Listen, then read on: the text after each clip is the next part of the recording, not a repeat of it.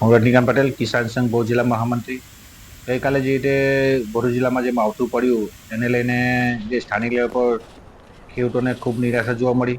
કારણ કે આ રીતના માવઠાના કારણે અને પવન ફૂંકાવાના સાથે સાથે જે વરસાદ પડતો હોય છે એને લઈને ઘણા ખેડૂતોને ખૂબ મોટા પાયે નુકસાન જોવા મળતું હોય છે.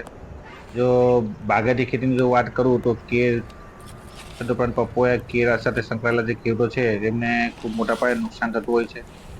એમાં જો કેરીની વાત કરીએ તો 15 મે પછી ખેડૂતો પોતાનું જે કેરીનો પાક છે અને જે ફળ છે એ માર્કેટમાં મૂકતા હોય છે. પરંતુ આ રીતે પવન સાથે જો વરસાદ પડે એ તમામ ખેડૂતોને ખૂબ મોટા પાયે નુકસાન થતું હોય છે. તદુપરાંત જો ઉનાળુ પાકની જો વાત કરીએ તો ઉનાળુ પાકમાં જે ડાંગર છે, તલ છે, મગફળી છે, તદુપરાંત મકાઈ છે એ તમામ ઊભા પાકને પણ આ રીતના વરસાદ અને માવઠાના કારણે ખૂબ મોટા પાયે નુકસાન થતું હોય છે. તો આ તમામ ભીતિ ખેડૂતોને સતાવતી હોય છે અને તેમાં ખેડૂતોને નિરાશાજનક પરિસ્થિતિમાં નિર્માણ થતી હોય છે.